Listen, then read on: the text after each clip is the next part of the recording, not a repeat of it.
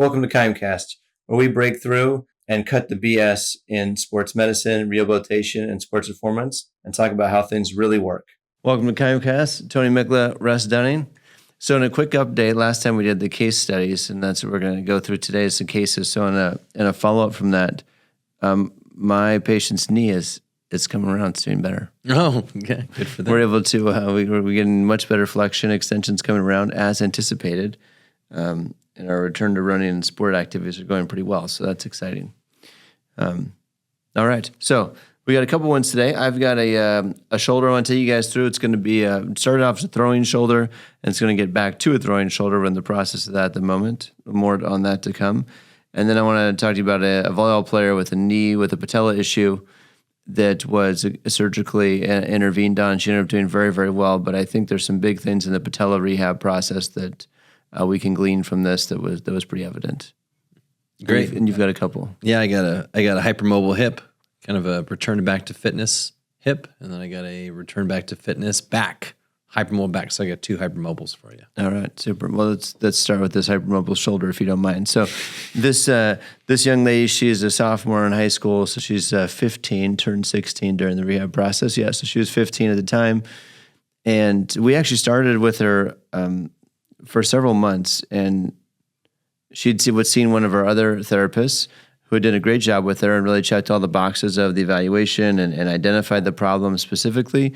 There was some weakness in the shoulder, but the young lady was having quite a bit of pain in the scapula. So the initiation of pain came on from throwing, and her shoulder just started to hurt. She just worked through it and kind of played through it. She was not a pitcher, not a softball pitcher, but she played softball. So she was throwing throughout the outfield, infield. She was a very good athlete, so she played all over the place. But she just started having more and more pain. Not necessarily with throwing specifically, but throwing definitely increased it.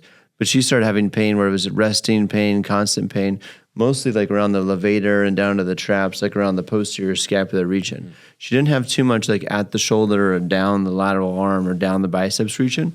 So that made it a little bit unique that the presentation was so posterior and so scapular in nature and a little bit less of the actual glenohumeral joint. But nonetheless, the glenohumeral joint rotator cuff did test out a bit weak. So we did our regular progression with that evaluation and then progression to our letters, standing letters, prone letters. Do you remember how weak was she? I would not do that part of the eval at that time. So, but it was, my understanding, it was like a 4 out of 5, 4+ even. It was there, and it could hold, but it was breakable. It had some shake to it, you know, mm-hmm. But it didn't just totally give. It was decent. I think the point to be made there is possibly that 4 out of 5 is probably maybe 10-15% weaker than the other side. Right. Usually. That'd be another way to say it. Yeah. I think using this, we use the dynamometer and we use the dynamo from Vault in this situation. I think that's the way to go with this in the future. At the time, we did not have that tool, but being able to objectify that number and then give it as a goal, you did this quite a bit. I think it's a really, really good tool. Mm-hmm. Giving people goals and clear data is always seems to be an advantage. So nonetheless, she had this pain, and she was going through the process, doing her holds, doing her standing letters, excellent. She was doing band work, so she's going through our whole band routine, developing good strength there, got into the arm bars, plank holds, got into some carries, overhead, racked, farmer's carry. So she did all of the stuff and really had no change in pain, got stronger, but really no change in pain. Mm. So they were kind of stuck, like, what do we do? So I got called into the case and looked at it as well, and I was like, the girl's lying. I'm like, you're not doing the stuff. You're not doing enough of it. You're not getting into good enough condition. You're testing stronger, but you must have like faked the test in the beginning or something, you know? It's or pain inhibited, fear inhibited. Yeah, there was something wasn't quite right there. So I was like, this isn't quite right. So I did 2 or 3 sessions and of course, I did more testing on instability and retested all the strength and did those objective things. And the instability is there. It wasn't full-on MDI. It wasn't full-on multidirectional instability, but definitely was a little wobbly. But the pain continued, and in cases it got worse, and it was painful to like even do massage and everything. So then we added in a bunch of PNF, but I just went to scapular PNF, scapular control stuff, really tried to hit that hard.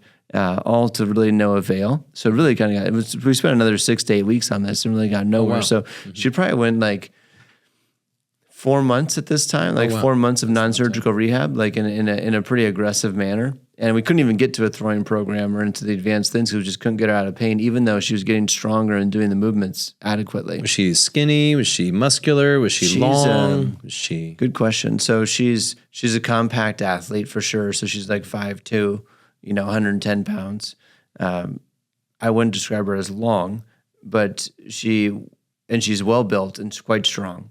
But she's a very, very good athlete. So we see in this combination, I think this is the case with her, is that she had a good amount of flexibility, a little bit hyperflexible, a little bit hypermobile, but also quite strong, right? And that balance is kind of the magical thing. Yeah. So that was really what was striking about her that was difficult is like, here's someone who's doing all the right things, has like a great body to do the sport she's doing. Like she wasn't out of alignment for what she was trying to accomplish.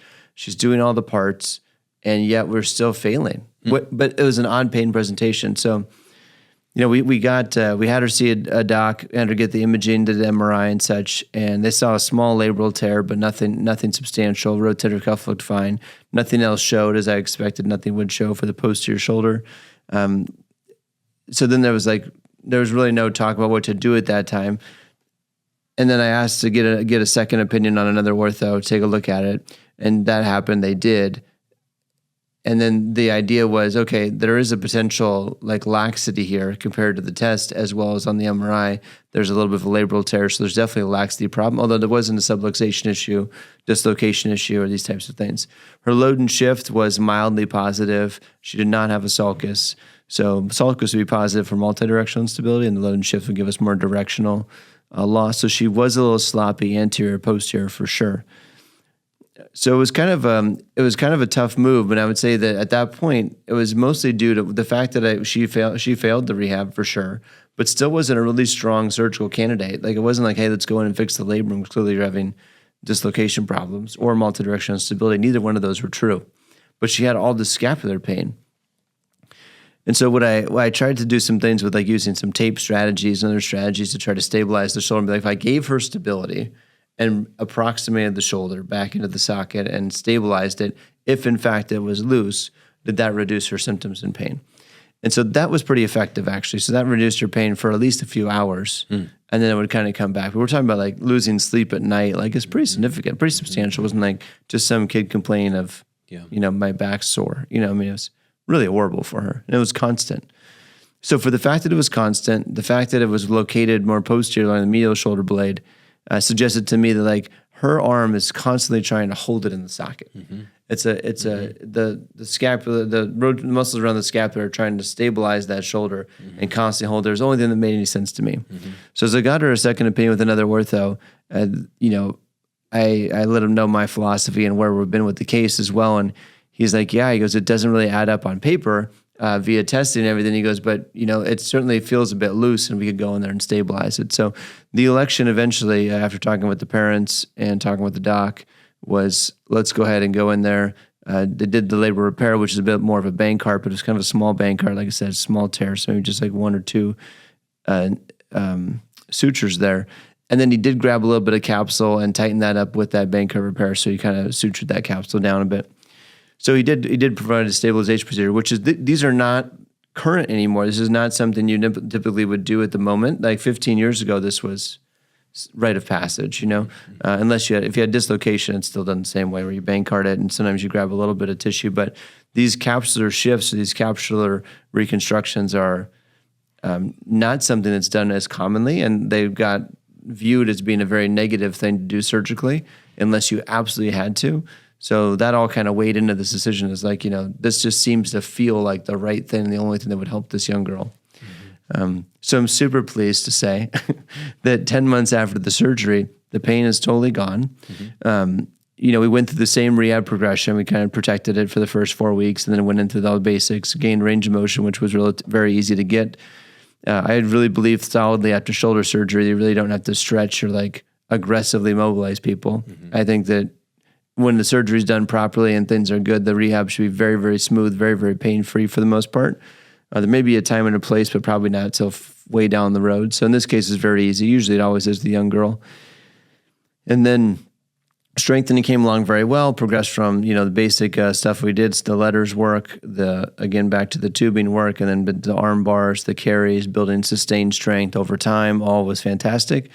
And then started to build some plyometric strength. So we did quite a bit of med ball work as far as controlled work. And then we did a lot of throws with it, and then moved into doing a variety of like lower or upper extremity, like plyometrics, so that she'd have to walk from box to box, walk up onto med ball, back down, one arm push-ups, these types of variations to do it in a closed chain environment. So during this process, we got about 5 months into the rehab, and she's strong enough and ready to go from a throwing program.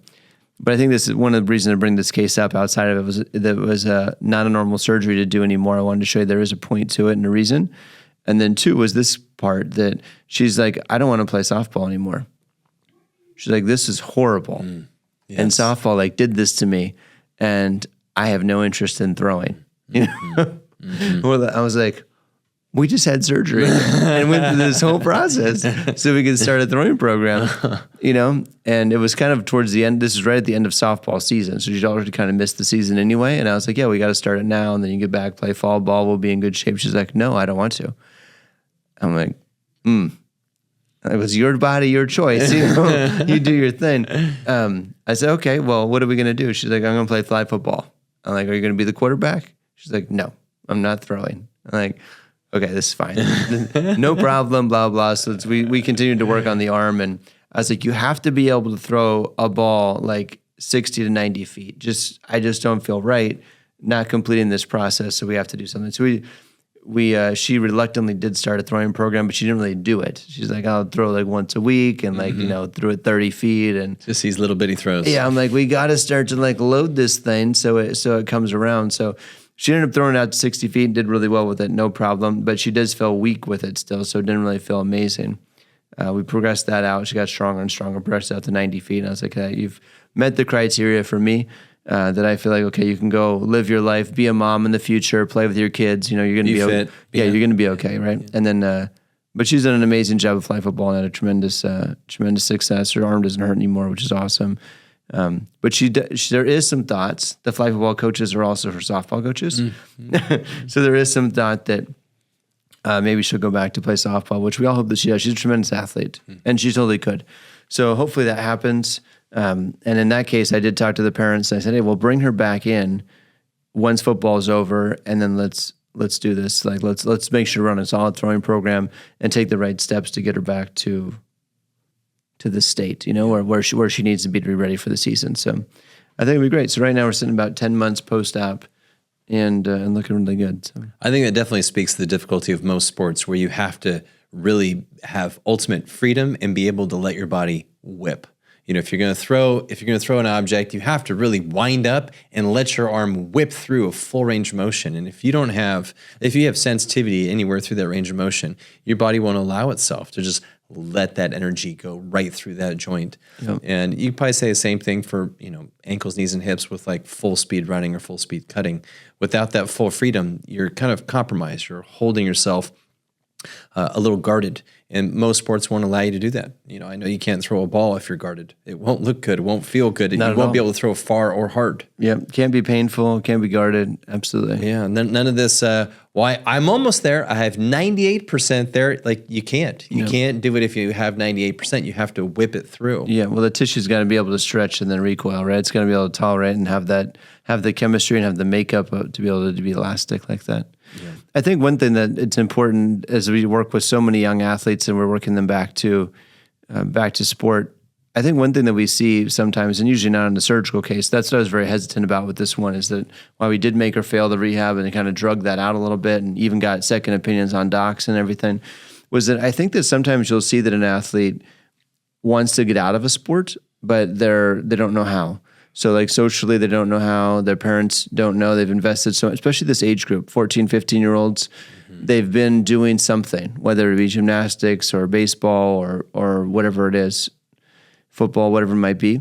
And one of their easiest ways to exit is to be injured and be like, well, I have an injury now. So now all of a sudden the expectations are not as high on me. Mm-hmm. So I think that's one thing.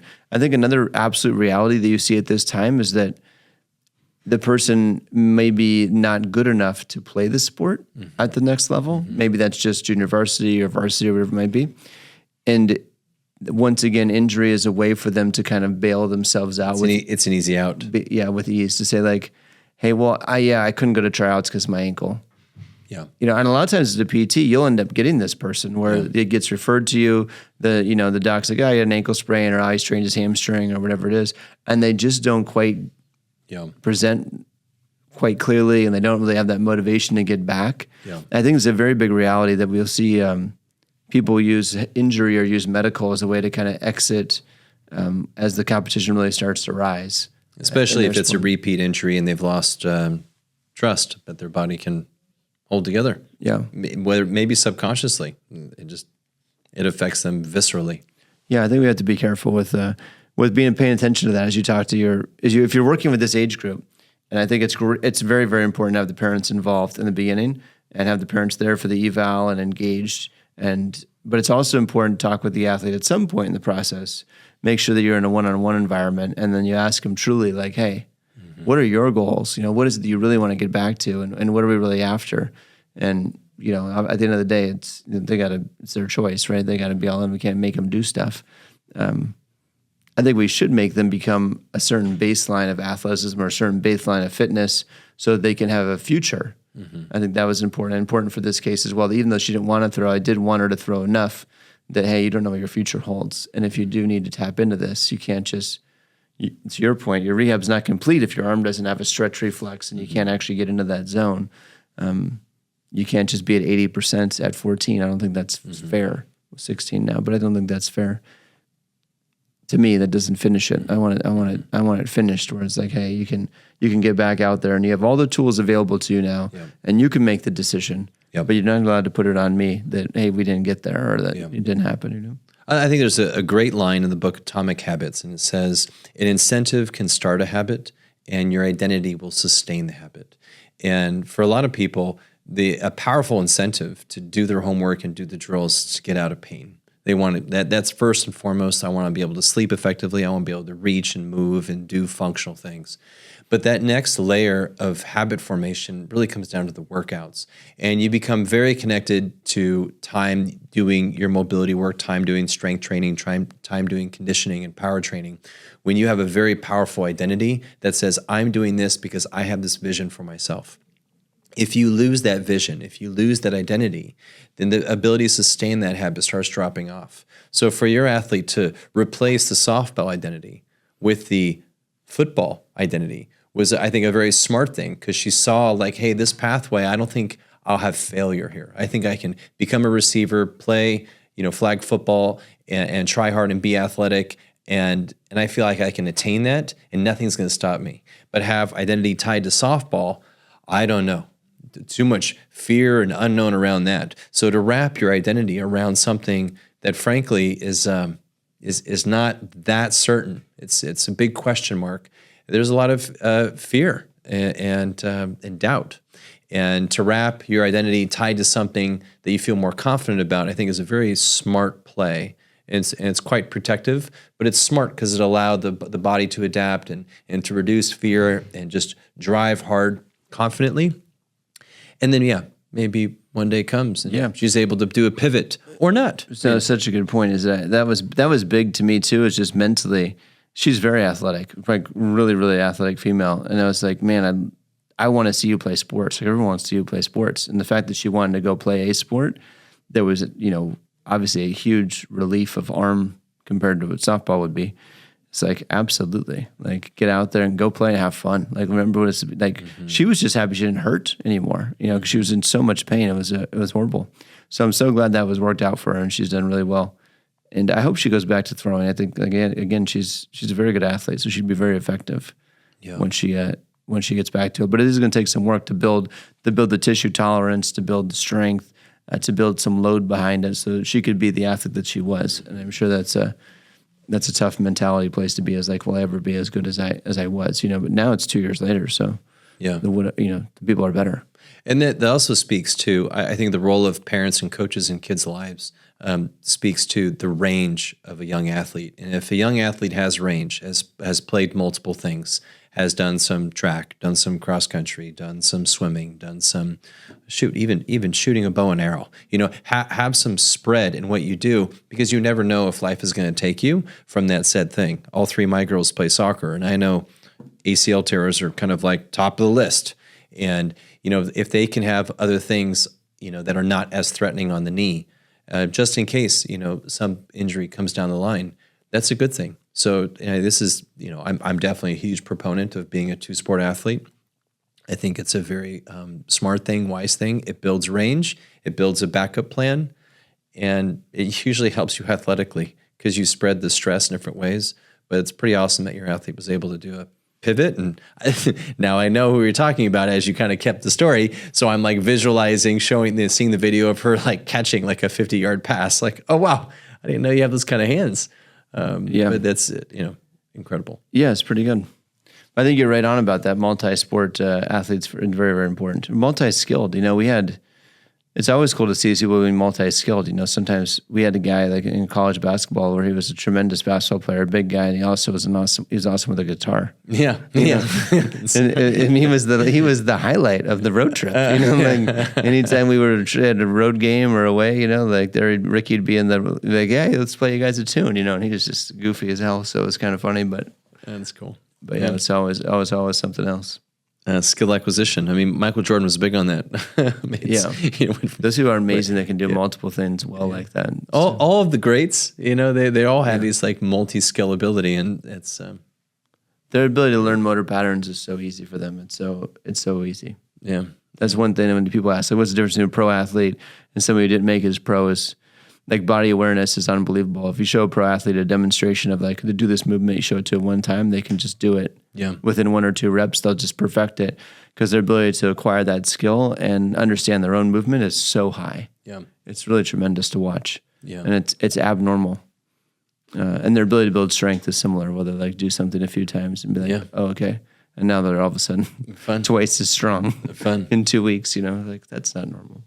Well, I definitely think there's some, carryover between activities. I always think about that too of, how much crossover with certain activities. So I can tell you an activity with minimal crossover is swimming. So my story is about a hypermobile back. So I have a young, semi-young dad. I know a lot of dads with my kids being young as well. So he's a mid-30s, kind of a tall stature, swam at an elite level in college. So he's maybe 6'3", probably about 185 pounds, so kind of a slender 6'3", probably a very good swimmer because of that. Kind of nice build, athletic build, even though mid-30s dad, kind of like living the dad life, but trying to get fit again. So he was started hitting the gym. Now he was mostly a swimming athlete, as a lot of swimming athletes are. They tend to spend a lot of time in the water because it's a very elite level skill. You kind of have to build conditioning and skill all in the water. Yeah. So they spend a lot of time in the water. Tons. And this guy, he started to get fit again, coming into the gym, lifting weights, doing barbell squats and barbell deads, and doing his Bulgarian split squats. And then he had this acute bout of low back pain. So I saw him for a handful of visits, and on day one, it was pretty clear to me what was up. And on the second visit, then I for sure had him. So on the first visit, he told me basically he has 2 or 3 bouts of severe back pain every year for the past 10 years. Ever since he was a college athlete, he would get laid up immensely.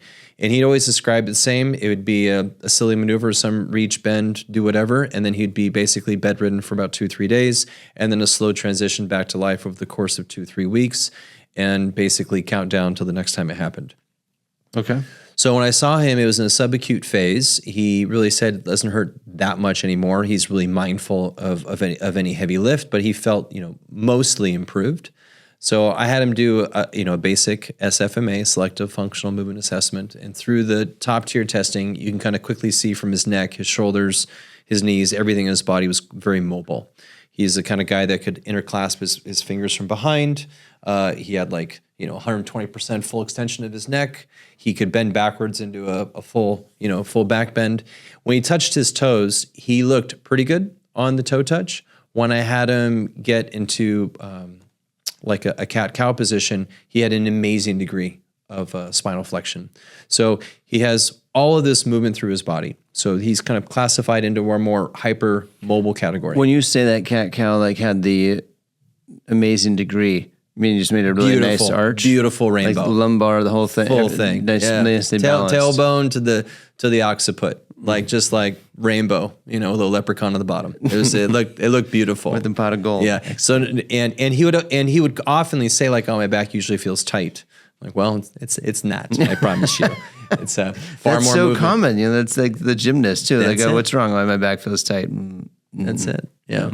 Back bend for me, and they do a hand walk over. No, Yeah. that's not tight. You're always trying to stretch it, but that's not what you need. Exactly. So I approached it from a hypermobile category. Now, a lot of swimmers tend to be hypermobile. It kind of helps success in the sport. You're able to move like a dolphin and do the butterfly beautifully. And if you ever watch Michael Phelps underwater, it is amazing what an elite swimmer can do with their spine, how they make that rhythm, just like a dolphin. It's incredible. But on the gym floor, doing some deadlifts, that might not be a great thing. So too much movement is bad. So I opted to do a plank version of a test. I had him do a single arm front plank for time and a side plank for time. And he was in that 30 to 45 second category, no clear difference left to right. He had his arm shaking quite a bit, but didn't give any pain. But it gave me a little bit of thought like maybe we have a core stability issue. Now, when we do our time under tension series, it's more or less it's a really nice look of a left to right disturbance, meaning if you're able to do a right single arm front plank for 15 seconds and your left side is 45 seconds, that reveals a lot. Very powerful finding. But if both sides are 30 seconds, like, well, maybe you're a little weak for your stomach, but I don't like it. It's not a strong enough measure. So for this person, what we did to qualify his core strength, and by core strength, I'm specifically speaking to his abdominis rectus right in the front. I'm curious, how strong are you? Right. So I put him on his back, get him in a hook-like position. Mm-hmm. I put the dynamometer attached to his hands, just attach it to a rack. So if you can picture, he's in a hook lie, his shoulders are at 90 degrees, so his arms are perfectly vertical. He grabs on to the dynamometer, and I have him pull down to his hips as hard as he can. Yeah, I love this test you guys do. It looks like he's doing a V-up, basically, but he's not trying to reach up, he's just trying to pull down. Right, and just trying to maximum strength. Yeah, and then feet are off the ground to counterbalance the force, yeah? That's right. So after some, we did some analysis as a group to kind of find where people lie, but I'll tell you right now, he lied around like between 45 to 55 pounds. So let's call it 50 pounds of strength in that position.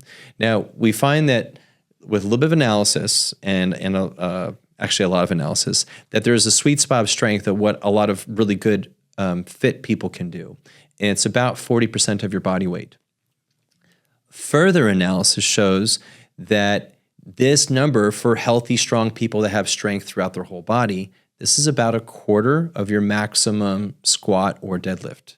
And I like this ratio. I'm fascinated with this ratio because I think the deadlift, you could say, is probably the epitome of strength of how strong your backside is. Your hammies, your butt, and your back.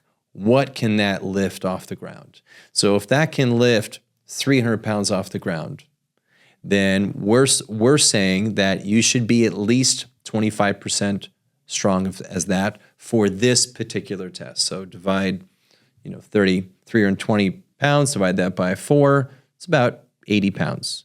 So for this guy, he actually has pretty strong legs. And so, this gentleman says, like, I do lots of lunges, I do lots of squats, I keep my legs pretty strong. I know I'm a swimmer, that's not the norm, but I'm a pretty strong leg guy. And I believed him. So I asked him, how much he can squat and dead. He goes, I can comfortably deadlift, about 300 pounds for a few reps, like 2 or 3 reps. And oddly enough, he said it doesn't necessarily hurt my back to do that, but I still will throw my back out periodically.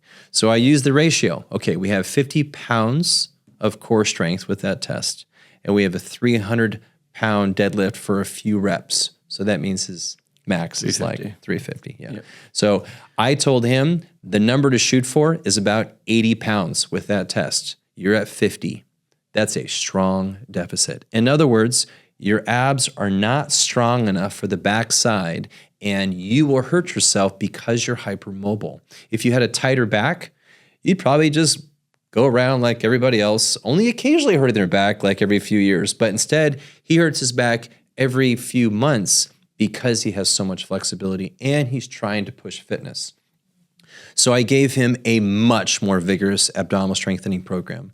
I gave him pull downs and L holds and V tucks and every different angle you can think of. And I did it to exhaustion. The point is, when you're doing abs, if you want to get stronger, you have to go to near failure. If you find exercise that you could do 40 reps on, you're not doing strength training. So I found exercises that he could only do about maybe 4 to 8 reps. And we developed that to be able to do 12 to 15 reps. So for him, the exercise that kind of showed me that he really was this week was, of course, the ab wheel. And I would have him get into a beautiful rainbow curve. Of course, the ab wheel. Of course, the ab wheel. So, it's the dominator of all people. It established I think probably Jack LaLanne started it in 1945. It's still like the pinnacle. So I had him get into a rainbow curve, which he demonstrated beautifully. As he went out with the ab wheel, about maybe halfway out, his back would cave. It would he wasn't able to maintain that curve. So, and he then told me, he goes, I try these every now and again. He goes, I just suck at it and I don't know why. Because you just did 40 pounds on the dynamo. Yeah. It's exactly the same movement. That's right. It's exactly the same movement. One's on your back, one's on your stomach, one's self-fulfilling, the other one has a tool. So I told him, your problem is that you don't have the strength to do 1 rep. So it's very hard for him to build strength with an ab wheel when he doesn't have enough core strength to do 1. So you can't make 0 into 1 unless you do other progressions. So we had to regress the ab wheel to about 3 other drills, which would be chops and pull downs that are graded. You can do a chop or a pull down with 20 pounds and then 40 pounds and then 80 pounds. But once you have enough neurological strength in that position, you can get yourself to something harder like an ab wheel. It only took us 10 days for him to teach himself neurologically of how to get strong here so that he could do 1 good rep on the ab wheel. Once he could do 1 good rep, then I just had him do a lot of singles. So he would do 8 singles in a workout. Once he did 8 singles, then we did 4 triples. Then we did a 5x5. Once he was doing 5x5, I retested his strength, 80 pounds, no back pain.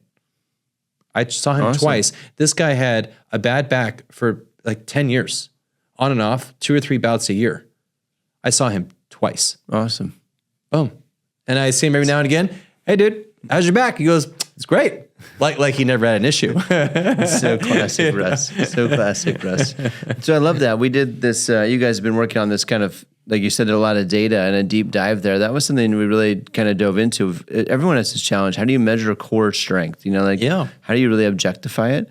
And so we've been playing around with using a dynamometer to do this, and that test you described something we've been playing around internally with quite a bit. And you've seen some strong ratios like this where not only how much should a person pull relative to body weight for this particular angle, but it's kind of looks like an overhead dumbbell pull or a V up on your back, basically. Yeah. But if you, what I love that you kind of took it to the next step is the correlation between that strength and then how much can the person deadlift.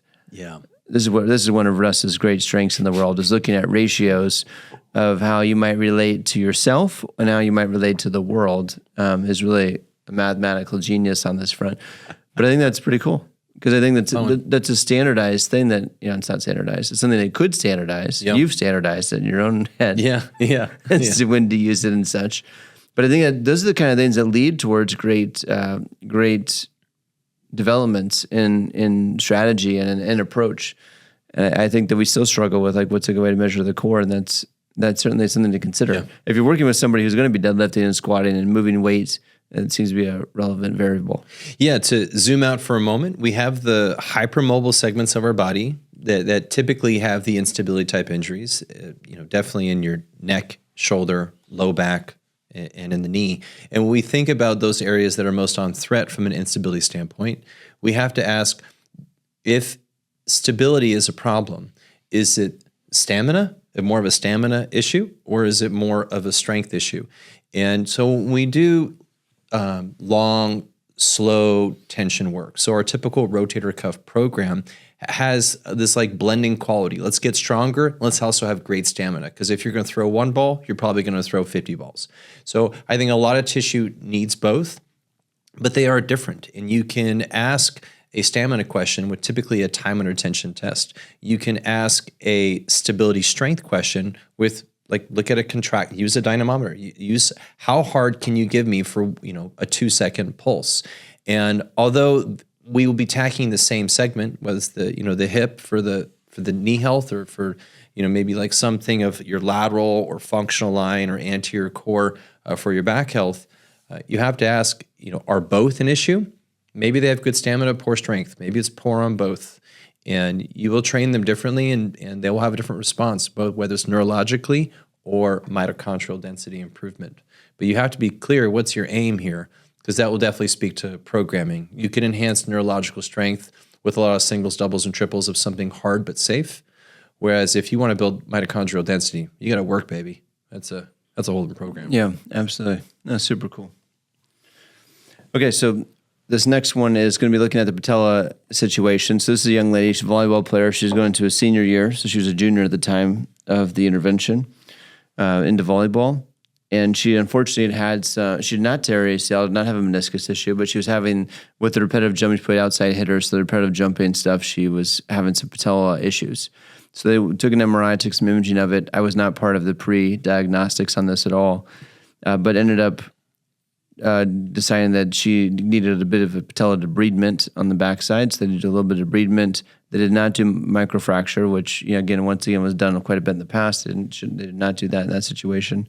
But they did clean out the cartilage and do a few things in there. So it was not a major surgery. He did do some stem cell and stuff to the region, so they wanted to let that cartilage give it a chance to heal. So a little protective in the beginning as to how rapidly we come back from starting to bend, starting to load it, and those types of things. So this young lady, she's about 6 foot tall. She's about 5'11", so volleyball player, definitely Division I potential, tremendously strong athlete. So this is not the hardest working person you've ever seen, but definitely strong and just naturally just a gifted athlete, you could tell. I did not see her immediately post-op. She started PT at another clinic with another company, and then she got pulled from that at about almost 8 weeks and sent to us, and then I started with her. Upon seeing her at 8 weeks post-op on this kneecap situation, which was a fairly mild arthroscopy at the end of the day, although it was said, hey, let's only non-weight bear for 2 weeks, then you can start walking on it with the brace, and then be careful of quad activity. It was kind of like the thought process. Everyone's always so afraid to make the quad work after patella issues. And I think that's the point of this case is that that's one of the biggest mistakes we can make in this. And I've learned this through my own experience, and the newer protocol suggests this as well, but really being aggressive with the patella, and aggressive meaning get it moving early, strengthen the quad is critical to its function. You can't baby it and have success. So let's just say that. So in seeing the young lady at 8 weeks, I could pretty much see the femur. Just brutal. The leg is just gone, like atrophy to the fullest extent. And it's like, oh my gosh, couldn't even do a straight leg raise. Oh, negligence at this point. That's so unfortunately, yeah. And I saw her other leg, and I'm like, oh my gosh, this girl's like strong, and look at this leg, like this is horrible. And the problem is not that we can't get it back. Obviously, we could wait and get it back, which in this case we had no choice.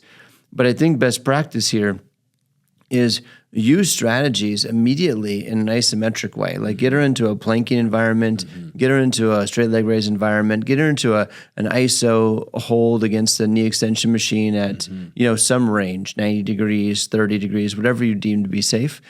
Do something to load this thing, make that quad work. Use BFR. Like you have to resist the atrophy in these people because if you don't, it's so long. It's 3 or 4 months. At this point, we're about 7 months post-op at this point, and we've gotten most of the hypertrophy back, so the leg looks pretty symmetrical at this point, and she's doing many things. Jumping is still a bit of a problem, but it shouldn't be.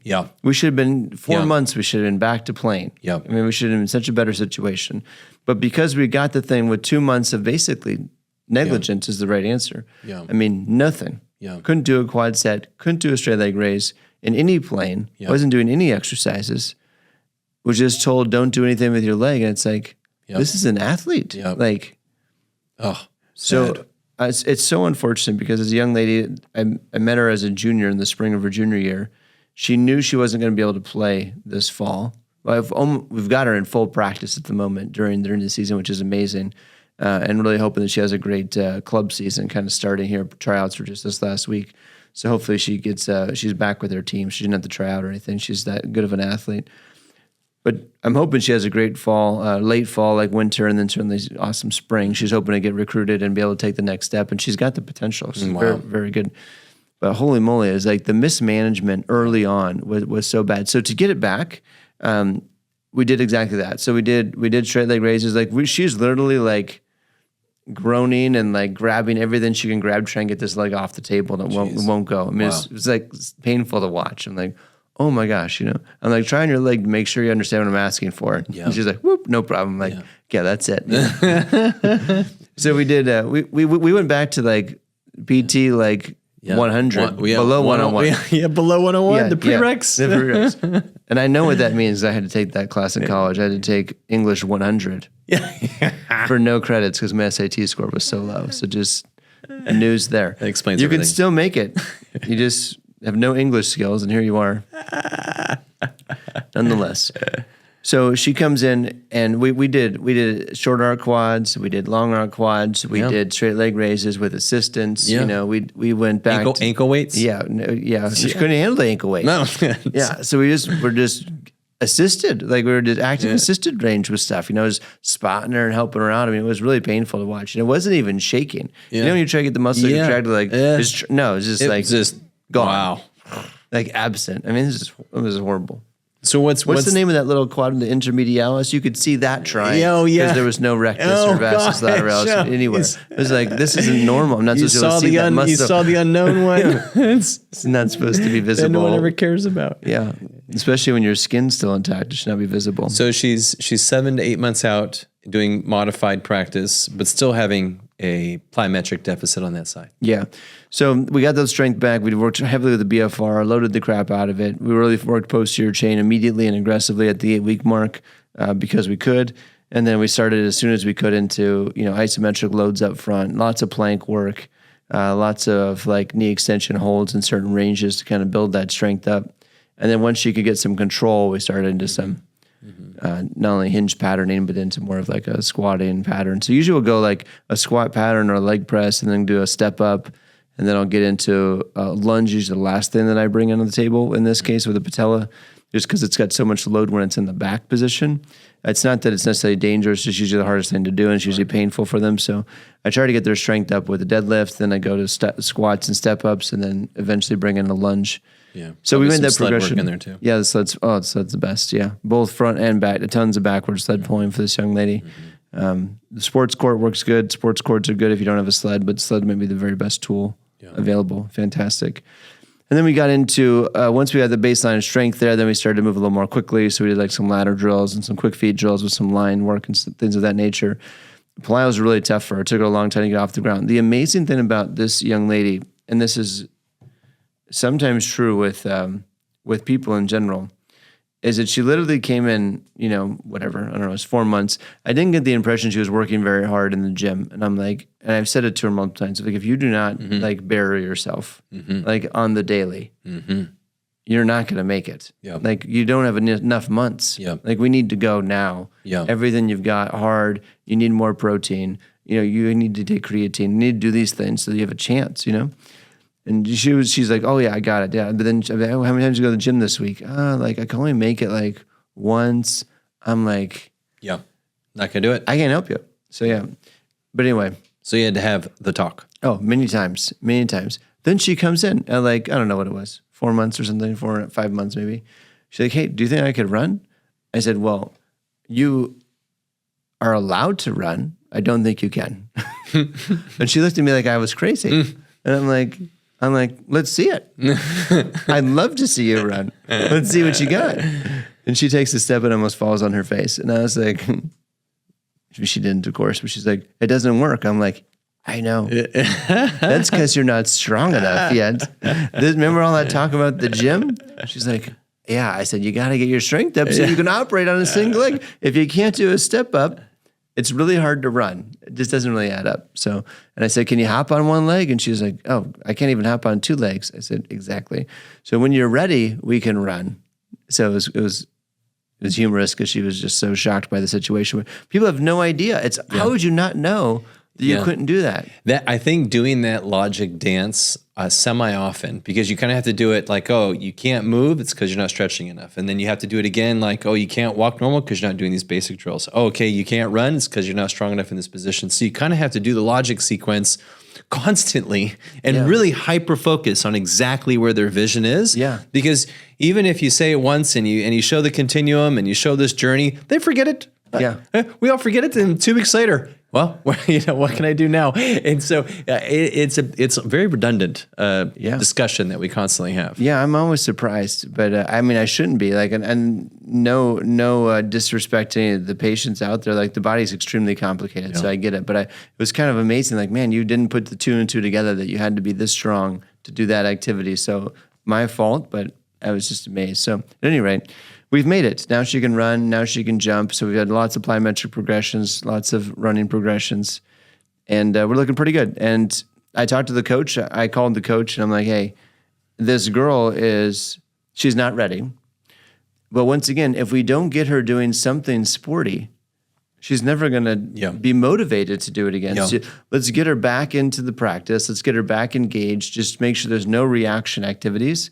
And she's just, doing things within one-step control. She's not going crazy. I said she's not going to be able to jump, but she's not going to hurt herself trying either. She's just really weak. But you can't have her in a reactive mode. So if you can just, she wants to be an outside hitter. So if you could just have dedicated tossing instead of trying to set on the move or whatever. So it was in a really good, consistent spot, and she could just take swings at it. Because I think once she gets back on the court, she's going to get this emotion's going to rise. She's going to get excited. She's going to be like, hey, I can play. I can do some of these things. Like, and all of a sudden feel like an athlete again. I say this so much to people, and I get it a lot from them as well without me saying it in the rehab process is like, man, I feel like I did something today. That first time an athlete breaks a sweat after a surgery, after an injury, or when you can show them something like, man, I feel like I did something athletic today. This is where the sled is such a good tool. The sled is an amazing equalizer. People are like, oh, I actually did some work today. Because they can't appreciate on a machine, like a leg press or a knee extension, that was real work. But you move that sled and you're like, okay, I did something today. And it feels like a total body work. So I think you're invoking the identity piece. When you're able to give an appropriate restriction of returning back to some modified activity, but you invoke like, this is who you are. This is the why you're doing all this. And if you don't invoke that as early as possible, you might just kiss it goodbye and people fall into depression. And that's probably what they're in whenever they come back after 2 weeks and they didn't go to the gym at all or they didn't do any of the workouts. It's because they're depressed. So if you don't invoke that identity, then you're gonna lose them, and they might show a happy face when they show up, but they're not happy. They're crying each night. They're in depressed mode. So I think getting her back with the coach was a little bit of a risk. I want to justify that and speak to that because I think that was a play that I used to get her to get committed to being.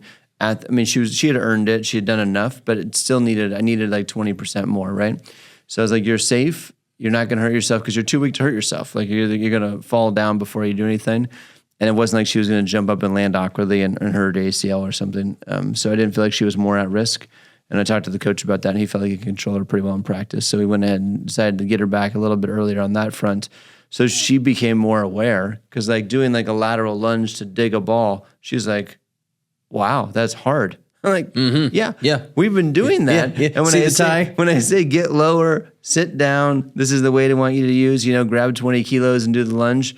And like you kind of do it, but like you kind of half-ass it. The reason why is because you have to be able to do this, So anyways, it was great. And then she's been on fire since this moment. Awesome. So it's great to see. So I think she's going to do really well and has made the journey back.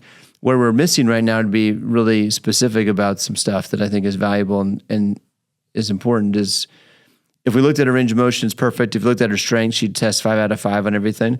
If we look at it under the dynamo at this point, she actually tests 5 out of 5, or she tests full like 95% of the other side. Awesome. Granted, she had some atrophy on both sides because of her decrease, so we still need to see both those increase, but it's pretty good. Her leg press situation is equal, and we do a big step-up test as well, and all that stuff's equalizing, so it's looking great.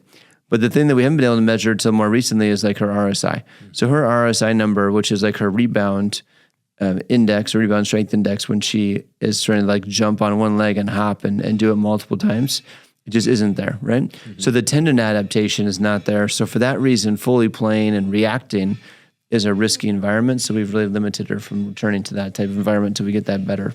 I think it's a great, me and formulas, it's a great formula. Have minimal, if zero, reactive play or competitive play until the RSI measure is somewhere within 15% of the other side. And I think if you're in that 25, 30, 35% deficit of a single limb RSI jump from left to right, you're not going to look good reactively, which means you're not going to look good in a competitive environment where there's offense and defense and you're going to need to play. But in a drill standpoint of doing a defined drill, focusing on your steps, focusing on something predictable, and it allows you to develop speed and athleticism using your strength with what your sport does, and that could lead to great development. Again, pushing the identity, pushing the drive. You're going to work out harder because you're also doing some modified sport. And if you have great communication with the coach, that's what works well. Yeah, I can't emphasize that enough. That being able to communicate with the coach clearly is huge, because you want to get everybody involved. So the athlete's not surprised, the coach not surprised, the parents aren't surprised when they get cleared to go back. Or because if you just said the athlete show up one day and like, hey, you're good to go and play, I mean, the coach is going to be like, you're not ready. Or maybe you're ready, but I'm not ready. I wasn't planning on you being here, right? Yeah. So incorporating the player as soon as safely possible back into practice to some degree is important, so that the coach can see the development and develop that bond. I mean, there's so many things that have to happen there for an athlete to be successful. Yeah. Don't get caught up in like, oh, nope, it's not safe. You're not going back. Safety is everything. It's really important, but all the other factors are really confidence, connection with the coach, understanding the team philosophy, being a good teammate. Yeah. Those are all really important things too. I think an extremely unsafe thing to do is to base your return based off purely a time point and then say, hey, we're just going to skip through the modified practice phase, skip through everything that's predictable, and go right to a reactive environment. Doesn't matter how strong you are. Right. And if you don't have the technology to measure RSI for the single limb jump, and you're just kind of going by feel on how their jumps look, and you're returning back to completely competitive play, whether it's 10 months, 12 months, 14 months, that's unsafe. Yeah. So doing a gradual return with a fierce marker on what's the metric to look for before you get back to competitive play, that's doing world-class sports medicine. And we have the ability to do that. And actually, it's pretty cheap. All this technology is actually not that expensive to do. Yeah, it is. It's become so much more usable lately. It's pretty incredible.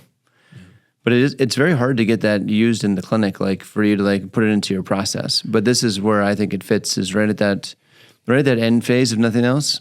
If you're not on the prevention side of the equation, it's definitely right at that return to sport phase is super powerful. You can see when someone has a poor RSI. Like you can see in this young lady that when she tries to jump, it doesn't look good, to your point. I can tell if I know to do the test, right? Or if I did a triple hop test would be another example, or single leg hop test, whatever. Like it would show in those environments as well. So those are still valuable assets. But we have not been able to objectify the rebound or the reactive strength in a previous test, as well as you can in this. So I think that really gives you a clear objective. Yeah, I think you and I, maybe you fall more into the old dog, new tricks situation, but I'm right behind you by a year or two. But I think for older clinicians, it's hard to come back to technology and embrace newer technology of how to use a dynamometer, how to use a force platform. They now have the wearables in the shoes that you put the strap on the barbell to measure speed. There's a lot out there to really kind of capture the smart, clean data that's meaningful. But the old school tricks of just watching someone move, that is absolutely invaluable. There is so much to just watching someone over and over and over, how they jump, how they sprint, how they cut.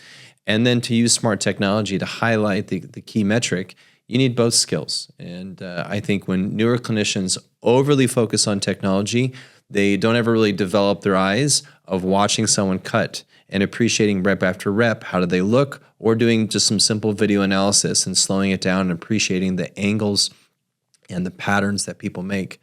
So going a little bit old school, looking at a lot of visual back and forth, but also using technology to have key metrics. You need both.